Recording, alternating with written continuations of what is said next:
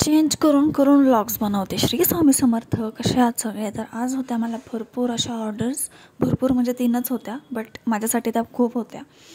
तर व्लॉग लास्टपर्यंत बघायला विसरू नका. तर सगळ्यात पहिले होती स्ट्रॉबेरी फ्लेवरची ऑर्डर, जी मला माझ्या भावाच्या मित्राने दिली होती. त्याचेसुद्धा कायम माझ्याकडेच ऑर्डर असतात, कारण त्यांना आपले केक खूप असे आवडतात.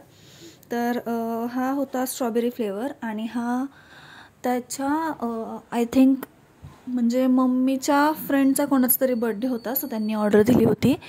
तर आणि त्यांनी डिझाईनचं वगैरे असं काही सांगितलं नव्हतं. सो मला काहीतरी न्यू ट्राय करायचं होतं, विंटेजमधूनच ट्राय करायचं होतं, बट काहीतरी न्यू. सो मी ह्याला थोडीशी वेगळी डिझाईन यूज केली, जी मी अजूनपर्यंत कोणत्याच केकला ट्राय नव्हती केली. आणि ती मला ह्या केकला ट्राय करून बघायची होती. म्हणजे माझ्या डोक्यात काही अशी आयडियाच नव्हती, बट मी जे जसं डोक्यात येत गेलं तसं तसं त्याच्यामध्ये ॲड करत गेले. सो तुम्ही लास्टपर्यंत बघा हा व्लॉग, म्हणजे तुम्ही मला सांगाल कमेंट करून की तुम्हाला नक्की कोणता केक आवडला ह्या तिन्ही केकमधून. तर छान आलं. 3 लेयर्समध्ये मी कटिंग वगैरे करून घेतली. आणि कसं असतं ना, म्हणजे सगळ्याच गोष्टीमध्ये एक कन्फ्युजन असतं की बॉईजसाठी जर काही बनवायचं असेल किंवा काही गिफ्ट वगैरे जरी घ्यायचं असेल तर लवकर सुचत नाही, किंवा काय घ्यायचं काय द्यायचं हे लवकर म्हणजे डोक्यात विचारसुद्धा येत नाही. आणि मुलींचं कसं असतं, भरपूर सारे ऑप्शन्स असतात की कसंही करा काहीही करा. आत्ता सध्या बोची जास्त फॅशन आहे, म्हणजे ते विंटेज केकमध्येच येतं. फक्त बो जरी लावले ना केकला तरी म्हणजे छान लुक येतो केकला. बो तरी कशाचे लावणार, आपण रिबिनचे लावतो, तर रिबिनचे रेडी करून असे लावतो. तर ह्याला छान मी क्रमकोट वगैरे करून घेतला. आणि गर्ल म्हणले की पिंक कलर येतोच, असं नाही की गर्ल म्हणले कीच पिंक कलर येतो. बट जरी स्ट्रॉबेरी फ्लेवरमध्ये केक द्यायचा असेल ना आणि कस्टमरने काही डिझाईन नसेल सांगितली तरी मी तो पिंक कलरमध्ये असं करून देते कस्टमरला छान. तर छान सेट वगैरे झाला होता हा. आणि ह्याला मला द्यायचे होतं, म्हणजे आयसिंग करायला घ्यायची होती. नंतर लगेच आयसिंग पण करायला घेतली. आणि डिझाईन काय माझ्या डोक्यात नव्हती, मी फक्त केक करत चालले होते. तर छान अशी फिनिशिंग वगैरे करायला घेतली. तर क्रीम मी केकला जास्त यूज करत नाही. तुम्ही बघताय की भरपूर क्रीम एक्स्ट्राजवाली जी आहे ती रिमूव्ह होती आहे. म्हणजे भरपूर क्रीम रिमूव्ह होत जाते, असं नाही की होम बेकर जे असतात ते खूप सारी क्रीम यूज करतात. तुम्ही माझा बेससुद्धा बघत असाल की माझा बेस पण किती मोठा असतो, स्पॉन्जी असतो. आणि फ्रेश बेसपासूनच सगळी सुरुवात करावी लागते आम्हाला. सो छानशी फिनिशिंग वगैरे झाली ह्याला. आणि डिझाईनचा विचार करतच मी हा केक करत होते. मी हा केक पूर्ण लाईट पिंक कलरमध्येच ठेवला होता. आणि पुढे बघत जा की ह्या केकला लुक कसा येतो आहे ते. नंतर मी घेतलं नोझल आणि क्रीम आणि डिझाईन फक्त करत गेले. तर एस असतो ना तसा एस बनवत गेले मी. मोदकचा नोझल घेतला होता आणि छानशी डिझाईन येत होती त्याने. क्रीम पण छान सेट झाली होती. तुम्हाला ह्याचा फायनल लुक बघायला मिळेलच. सो तुम्ही अजूनही आपल्या चॅनलला सबस्क्राईब नसेल केलं तर प्लीज सबस्क्राईब करून ठेवा. आणि हा आहे त्या केकचा फायनल लुक. कसा वाटला नक्कीच कमेंट करून सांगा. आणि सबस्क्राईबसुद्धा करा. तर त्याच्यानंतर मला परत आली होती चॉकलेट फ्लेवरची ऑर्डर. हा पण हाफ KGचा होता आणि स्ट्रॉबेरी फ्लेवरचा सुद्धा हाफ KGचाच होता. सो ह्याचं आहे ना मी फायनल लुक नाही टाकलं आहे, कारण माझ्याकडे तेवढा टाईम नव्हता. आणि केक झाल्यावर थोड्या वेळात लगेच कस्टमर आलं होतं आणि मला आणखी एक बेंटो केकची सुद्धा तयारी करायची होती. त्याच्यासाठी मी चेंज करून पुन्हा आले बनवायला. सो हा मी पटकन करून घेतला. आणि म्हणजे ह्याच्या लास्टपर्यंत तुम्ही बघितलं तर तुम्हाला आयडिया येईलच की ह्याच्यावरती जास्त काही डिझाईन नाही केली आहे मी. ग्लेज वगैरे ॲड केली. भरपूर सारे चोको चिप्स वगैरे टाकले होते मी ह्याच्यामध्ये. मटेरियलसुद्धा भरपूर असं यूज करते. सो तुम्हाला माझे व्लॉग्स आणि माझे केक जे मी बनवते ते आवडतात का मला हे सुद्धा कमेंट करून सांगा. आणि प्लीज सबस्क्राईब करा चॅनलला, म्हणजे फास्टमध्ये सबस्क्रायबर्स ग्रो करायचे आहेत आपल्याला. आणि लवकरच 500 सबस्क्रायबर्स कंप्लीट करायचे आहेत. ॲटलिस्ट दिवाळीपर्यंत तरी कंप्लीट व्हायला हवेत. सो प्लीज सपोर्ट करा. तर जर म्हणजे तुम्हाला नक्की जर आवडत असतील ना व्लॉग्स तर नक्कीच सबस्क्राईब करायला विसरू नका. आणि बेल आयकॉनवर सुद्धा क्लिक करा, कारण मी जसं तुम्हाला सांगितलं की मी कधीही लाईव्ह येते तर तुम्हाला मी लाईव्ह आलेलीसुद्धा दिसून येईल. आणि कदाचित मी आज लाईव्ह येईल, कारण मला एक ऑर्डर आहे. मी चॉकलेट मोदकची ऑर्डर घ्यायला स्टार्ट केली आहे, कारण आता सगळ्यांनाच माहिती आहे की गणपती बाप्पाचं आगमन होणार आहे. तर चॉकलेट मोदकची ऑर्डर घ्यायला स्टार्ट केली आहे. तर हे चॉकलेट मोदक मी तुमच्यासमोरच डेकोरेट करावी अशी माझी इच्छा आहे.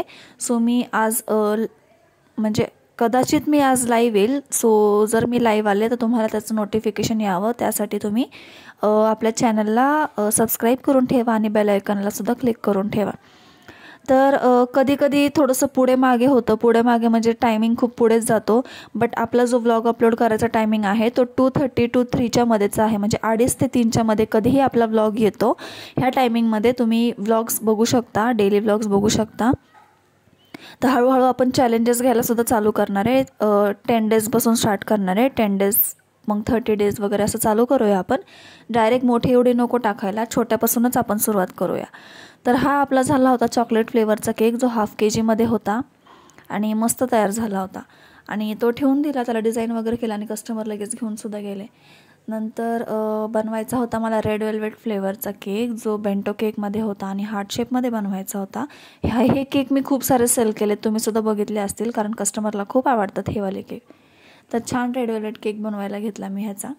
2 लेयर्समध्ये कट वगैरे केलं ह्याला आणि फिनिशिंग वगैरे पण मस्त झाली होती. तर मी ह्याला हार्ट शेपमध्ये कसं कन्वर्ट केलं ते सुद्धा मी तुम्हाला दाखवलेलं आहे.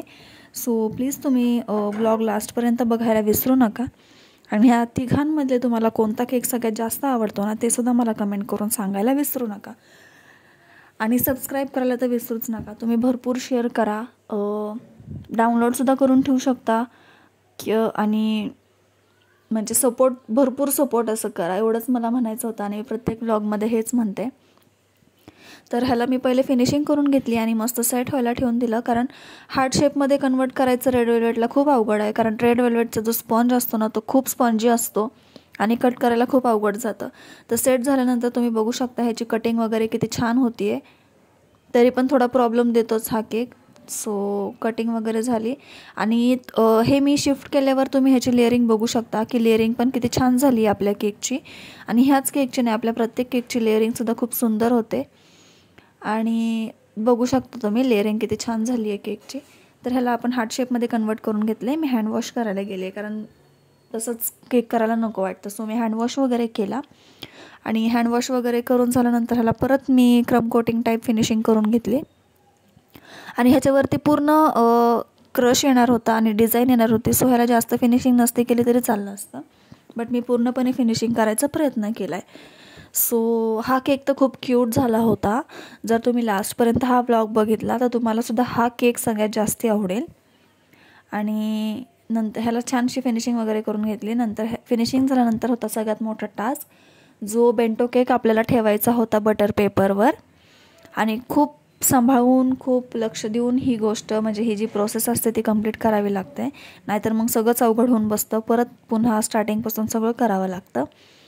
तर छान शेप वगैरे देऊन घेतला ह्याला, सगळं रेडी झालं होतं. आणि आता होतं शिफ्टिंग. तर शिफ्टिंग करायची होती आणि शिफ्टिंग एकदम पटकन झाली की मग मी खूप खुश होते. नंतर त्याला बेंटो बॉक्समध्ये ठेवून घेतला आणि मग डिझायनिंगचा पार्ट करायला घेतला. तर डिझायनिंगचा पार्ट मी तुम्हाला फक्त टॉप व्ह्यूने दाखवते, जेणेकरून तुम्हाला कळेल की मी केकला कसं डिझाईन करते आहे. तर नोझल घेतलं आणि पटापट डिझायनिंग करायला घेतली आणि खूप सुंदर हा केक झाला होता. ह्याच्यावरती मला नेमसुद्धा टाकायचं होतं. ते नेम मी फॉन्डंटवर टाकलं होतं, हॅपी बर्थडे काकी असं. खूप सुंदर केक झाला होता आणि माझ्या एका फ्रेंडनेच ऑर्डर दिली होती मला ही. हा केक मी 250ला सेल करते, म्हणजे बेंटो केक जे आहे ते मी 250ला सेल करते. ॲक्च्युली रेड वेल्वेटचा मी 280ला करायला हवा, बट मी तो सुद्धा 250लाच सेल करते, कारण सगळेच कस्टमर तेवढे पैसे देत नाही. ते असं म्हणतात की जर ½ kgचा 300ला आहे तर मग बेंटो तुम्ही 250ला का देता. का म्हणजे ते त्यांना हे कळत नाही की बेंटो केक बनवायला किती मेहनत असते, भरपूर मेहनत असते. आणि जेवढा छोटा तेवढा फिनिशिंगला वेळ लागतो. तर आपला ही डिझायनिंग वगैरे सगळी झाली आहे. ह्याच्यावरती मी आता क्रश टाकून घेते आहे. कॉल येत होता मध्येच आणि क्रश वगैरे टाकून झाल्यानंतर नेम वगैरे ॲड केला, एक छोटासा बो बनवून लावला आणि फायनल लुक तुम्हाला एंडला सो फायनल लुक बघून तुम्ही सांगा की हा केक तुम्हाला आवडला आहे का. आत्ताच किती गोड दिसतोय हा केक, आणि फायनल लुक बघून का नाही आवडणार, तुम्हाला नक्कीच आवडेल. आणि प्लीज चॅनलला सबस्क्राईब करत राहा, लाईक करा, कमेंट करा, शेअर करा. मी लाईव्ह आल्यावर मला लाईक डन करत राहा. लाईव्हला भरपूर सारे प्रश्न विचारत राहा, बोलत राहा माझ्यासोबत. काही तुम्हाला डाऊट असेल तर ते सुद्धा मी तुमच्यासोबत क्लिअर करत जाईल. तर सगळीकडून मी हे असं कवरअप करून घेतलं आणि नंतर ह्याला बो वगैरे लावला, नेमचा टॅग वगैरे लावला आणि हा आहे त्या केकचा फायनल लुक. तर कसं वाटलं तुम्हाला हा क्यूटवाला केक मला नक्कीच सांगा आणि सबस्क्राईब करायला विसरू नका. थँक्यू. बाय.